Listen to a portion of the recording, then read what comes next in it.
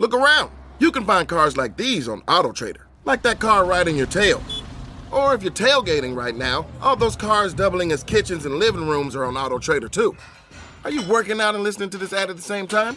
Well, multitasking pro, cars like the ones in the gym parking lot are for sale on AutoTrader. New cars, used cars, electric cars, maybe even flying cars. Okay, no flying cars, but as soon as they get invented, they'll be on AutoTrader. Just you wait. AutoTrader.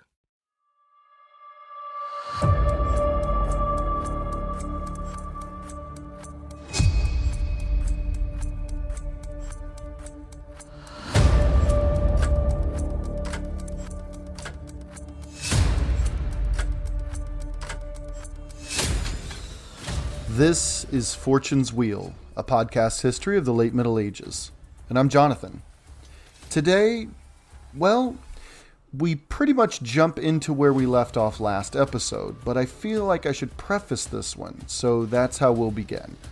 Warning here, this will be unlike any episode I've recorded yet.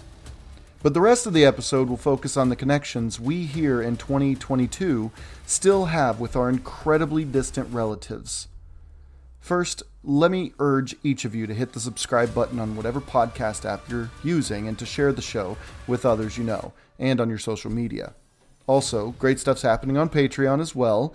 In this Patreon series, we'll be following the goings-on of Wales, Scotland, Ireland, and Normandy, and of course others, as William struggles with the fierce rebelliousness of the proud Anglo-Saxons he'd unseated in England. So if you're curious about the whole picture, you'll only find it on Patreon. All right, here we go, folks. Today's episode 77, is entitled The Ties That Bind. Thank you for listening, and I hope you enjoy the show.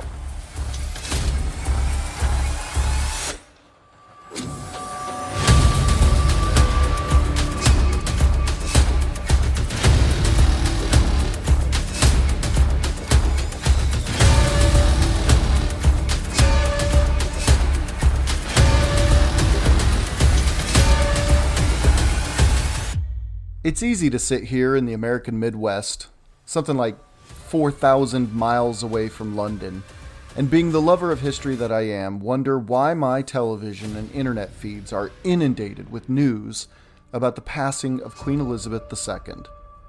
It's easy, as an American, to say, yeah, and I thought we fought a war so we didn't have to worry about that anymore. But if I've learned anything in my life, it's that what's easy isn't always what's right. And through the lens of history, the research for this podcast specifically, this lesson is equally, if not more so, true. I had episode 76 written and ready to record until I was in class a couple weeks ago, September 8th, 2022 to be exact, when a student of mine announced that the Queen had just died. Immediately I asked him, "And how do you know that?"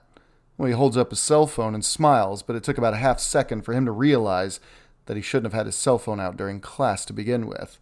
His smile faded when he saw my smile. "Thought so," I told him.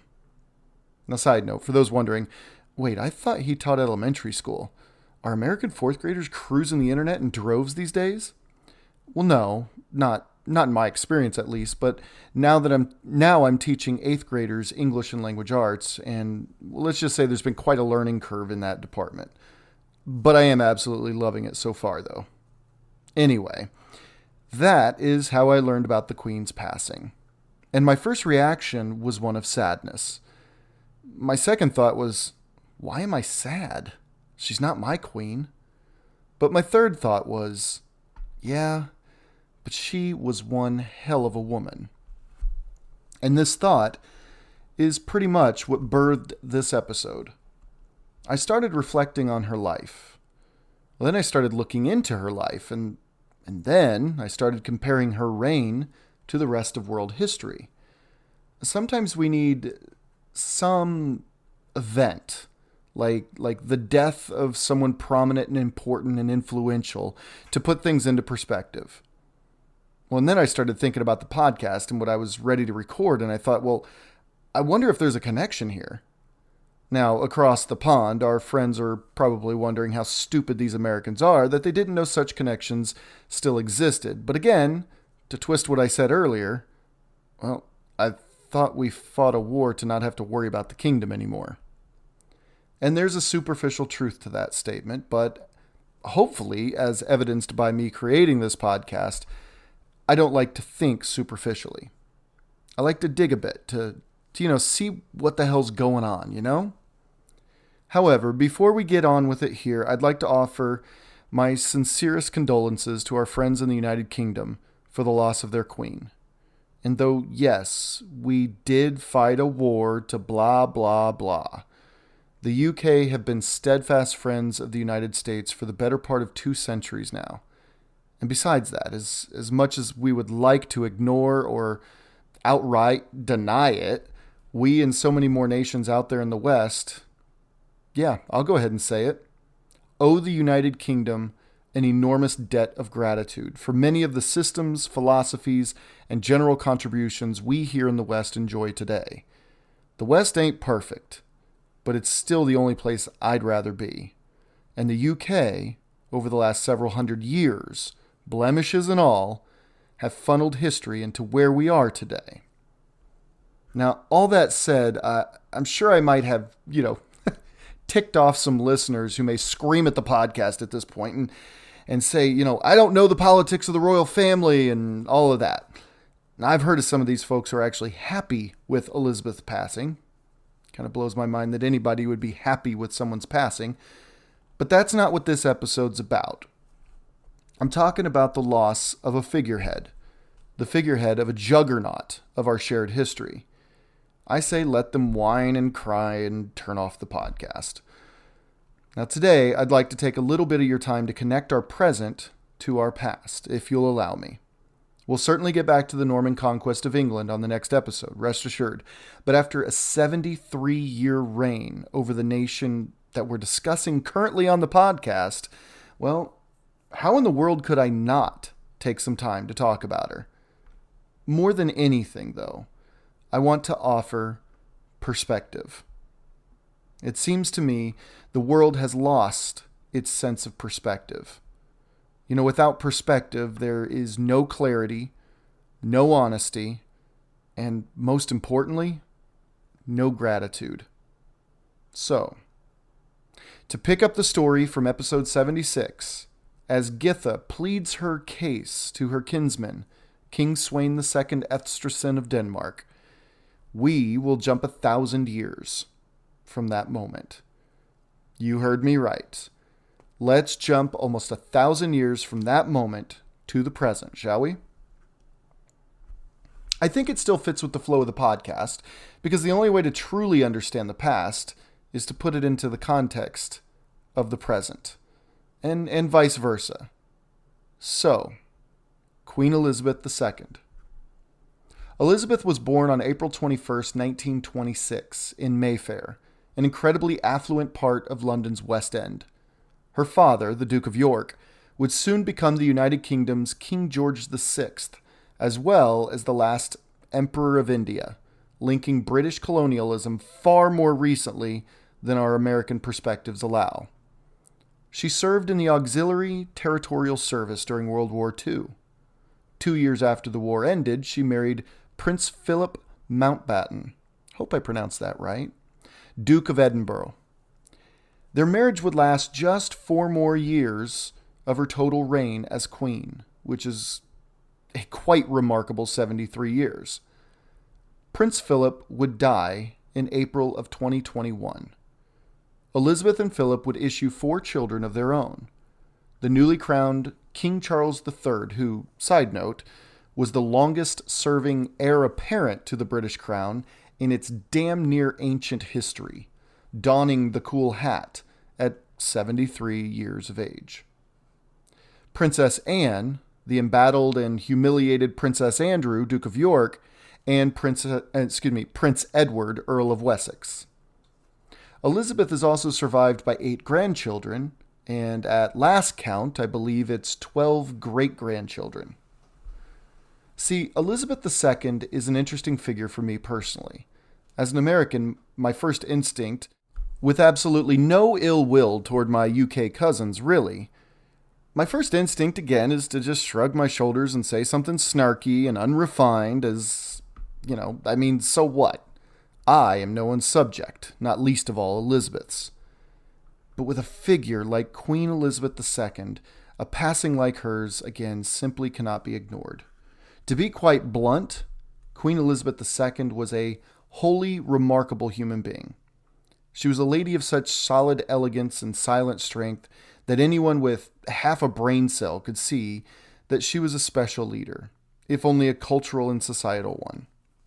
As prime ministers, and U.S. presidents for that matter, came and went, as certain sides of the political divide took power and lost power, as cultural shifts ranging from legal reforms to music and entertainment swung the pendulum of the 20th century back and forth, as British colonialism continued its collapse across the globe in the shadows of such things like the Cold War, the spread of socialism and communism, the Falklands War between the UK and Argentina, the First Gulf War in Kuwait and Iraq, the relinquishing of Hong Kong to China, the War on Terror, the Second Gulf War, the war in Afghanistan. Queen Elizabeth II was watching it all as the beating heart of the British organism. It wasn't all doom and gloom throughout her life, though. She also reigned during times that saw the first women ordained as priests within the Church of England, which was in 1994. That same year, the Channel, linking England to France by way of motor vehicles, was opened. Speaking of women's advancement in societal roles, we can hardly forget about the formidable figure of Margaret Thatcher taking the mantle of Prime Minister on May 3rd, 1979, becoming Britain's first female Prime Minister. Elizabeth witnessed the conversion of a decimalized currency in 1971, replacing the centuries-old ancient pounds, shillings, and pence system. She watched Americans Neil Armstrong and Buzz Aldrin make humankind's first footprints on the surface of the moon. She welcomed the first former colony in Africa, Ghana, to the neighborhood of nations in 1957. Just 1 year into her reign, the structure of DNA was published, which would revolutionize medicine in the ensuing decades. She saw the inception of both the BBC and Channel 4. Sir Laurence Olivier, Sir Elton John, the Beatles. All right, I'm a huge fan of the Beatles, to be honest. The Teddy Boys of the 1950s, the rise of football, right? Hooliganism, peaking in the 1980s, smearing the beautiful game with blood each Saturday. Hillsborough. The 1976 British heat wave, the worst in 2.5 centuries, followed by another one in 95, the worst since 1659, and in 2019, which recorded the hottest temperature on record in the Isles, 38.7 degrees Celsius, or for all of us here in America, 101 degrees Fahrenheit. The North Sea began to be harvested by oil platforms and wind farms during her reign, and she weathered the storm following the Windscale fire, the worst nuclear disaster in UK history, back in 1959. She saw the mighty Thames freeze solid in her 10th year as queen. The Moorgate tube disaster back in 1975 saw the death of 43 Londoners on their way to work one morning. September 11, 2001. It didn't just affect the United States, despite what we here across the pond believe. 67 folks from the UK lost their lives on that day. The July 7th suicide bombings in 2005 terrorized London. And 12 years later, residential tower construction and safety protocols were forced to update and improve across the kingdom after North Kensington witnessed the 24-story Grenfell Tower catch fire, killing 72. From Doctor Who to Monty Python's Flying Circus, driver Dan Weldon to David Beckham, Graham Greene to J.K. Rowling, 007 to Arthur Dent. I mean, what has this woman not seen, honestly? So, once again, the American in me wants to turn off the nightly news and go on with my life, but some people simply cannot be ignored. The people she's met, the world-changing things she'd seen and helped her queendom navigate through. It's impressive. We can't forget that she's also the only head of state to oversee 2 Olympic Games. She opened the Montreal Games in 1976 and, of course, the London Olympics, the awesome London Olympics, I should say. I remember it very vividly. The opening night was incredible. The London Olympics and, of course, 2012. But the kicker here might be she's not only the longest-serving monarch in English history, coming in at an astounding 70 years and 214 days, beating out Victoria by 7 years minus 2 days. But she's also the longest-serving female head of state in world history. Okay. You're probably wondering why I went into this little quasi-obituary for Queen Elizabeth II, and that's a fair wondering. I've said it before, and it bears repeating. I think it's crucial when studying history to try to link the present as much as possible to the past. That practice may result in pain, may result in disappointment, but it can also sharpen the focus of the lens that we're using to gauge how far we've come as a people, as a species even. Queen Elizabeth II. She first donned the crown when the United Kingdom presided over 35 sovereign states, and by the time of her death, there were but 15. As a proud citizen of a nation once called British America, I can't help but think the peaceful, of course, relatively speaking, relinquishing of these colonies around the world spells nothing but progress. Does this pattern spell a weakening of the British influence around the world? Well, feeble-minded folks would probably dismiss it as a certainty, but you and I, we're not feeble-minded folks. To me, Britain is only empowered in the trend that Elizabeth II was such an integral part of. This is why I can say proudly that I've become just a bit of an Anglophile myself over the years, because, atrocities and all, in my opinion, there's simply no other country in history who have had a larger impact on the world than England and its united kingdoms of Scotland, Wales, Northern Ireland, and the Isle of Man. So what again does this have to do with the year 1069 and the fizzling out of the House of Godwin? Well, it's simple. Say what you want about how 1066 went down. Say what you want about how Duke William of Normandy handled his new kingdom in the years post-1066. At the end of the day, the bloodline of both men leading their countrymen and mercenaries at Senlac Hill near Hastings, there by that old apple tree in 1066, one may have died on that battlefield, and one may have gone on to conquer the kingdom of England, but both share their proud fractions of the blood that coursed through the veins during Queen Elizabeth II's last breath. Now, obviously, the DNA itself has been diluted through the centuries, but theoretically, it's still there. Much in the same way my own haplogroup has been determined to have originated somewhere in the Turkish highlands we now call Anatolia, and most likely followed the Proto-Celtic people westward across Europe, and finally resting predominantly in the north of Ireland and the area connecting Manchester to Liverpool. Yeah, that's me. So much the same way I can draw back to the highlands of Anatolia through my haplogroup.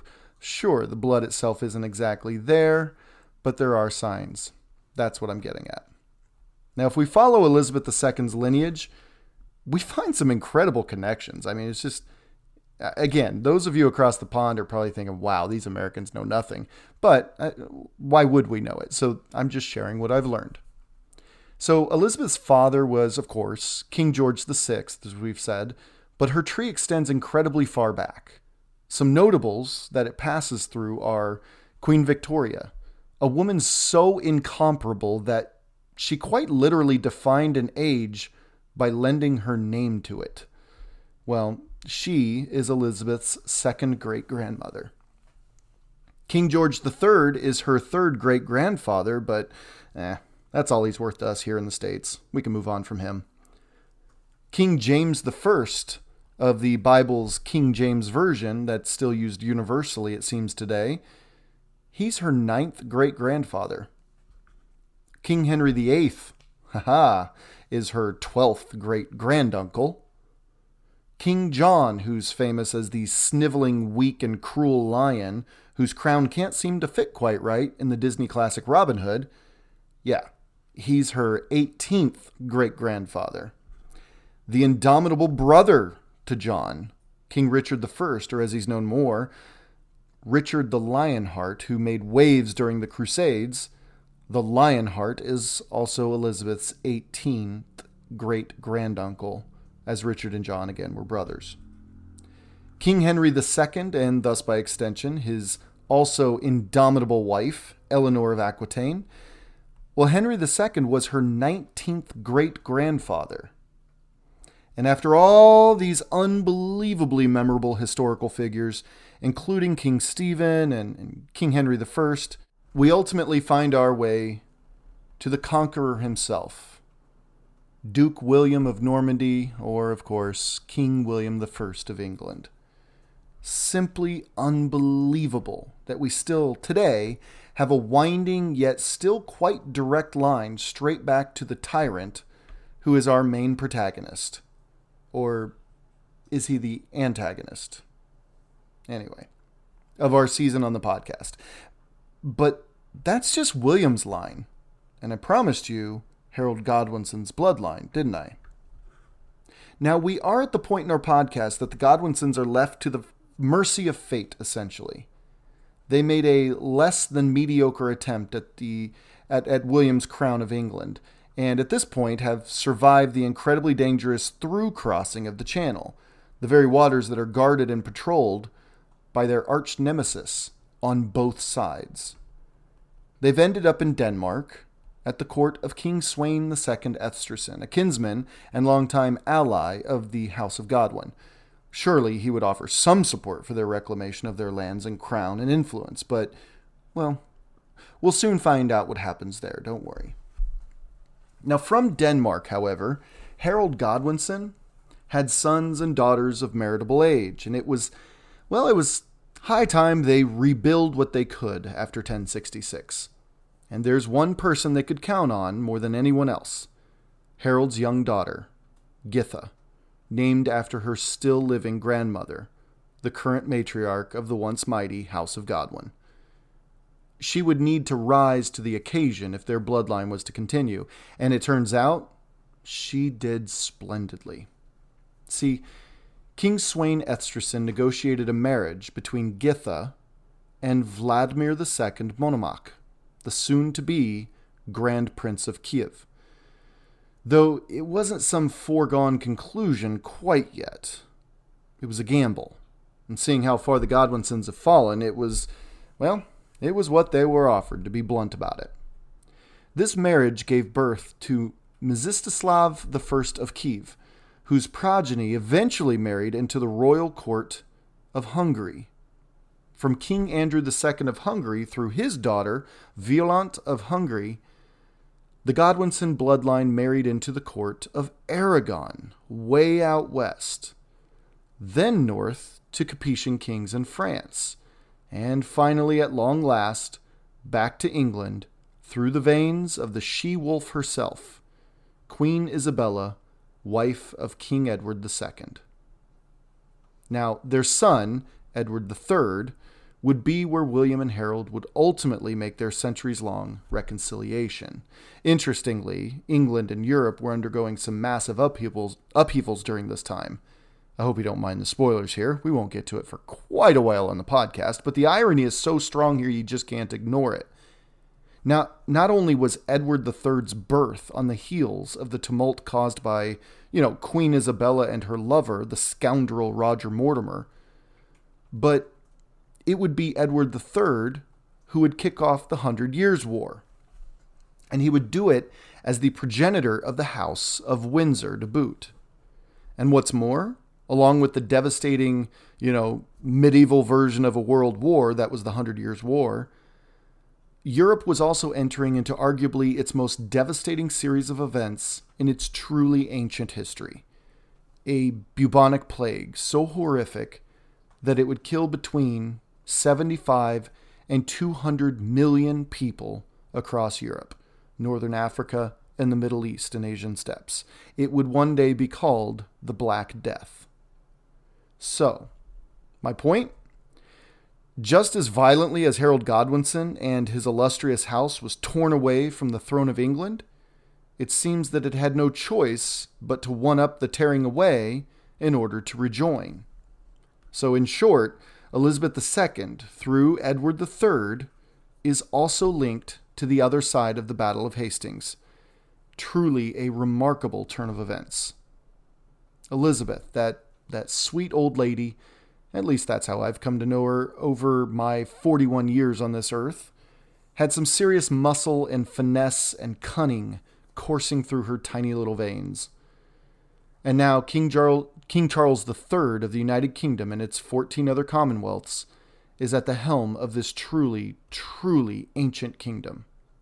And his son, Prince William, will most likely become its next monarch after the death of his father.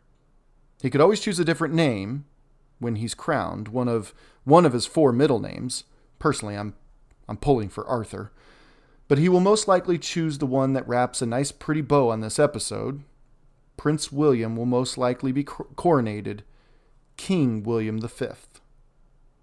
But before we go, let me indulge you in just one more thread here.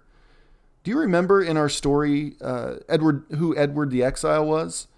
That he was, exiled to Hungary and then invited back to England to be Edward's successor to the throne. You remember that? He steps, 2 steps into England, right? And he sneezes once and it seems like he keeled over dead. His daughter went on, spoiler alert, to marry the King of Scotland. And through her, Edward the Exile's line merges with William's line in King Henry II just 1 century later. But go the other way with it. Edward the Exile's father was none other than, of course, Edmund Ironsides, whose father was Ethelred II, or as we know him, Ethelred the Unready, whose father was Edgar, whose father was Edmund I, whose father was Edward the Elder, and finally back to GD King Alfred the Great himself. Yes, maybe not directly, but Queen Elizabeth II is also, if you squint just so, related to both the Alfred of history and the Alfred of legend. But this thread doesn't stop there. Check this out. Between Alfred the Great and Henry II, this bloodline weaves in and out of England itself. Like it weaves heavily through the county of Flanders. And for those playing along at home, don't spoil it for the others. Alfred's daughter, Elfrith, married into the county of Flanders by marrying Count Baldwin II. From this marriage, Alfred's blood passes from generation to generation to a man we've met on the podcast already, several times actually, Count Baldwin IV of Flanders.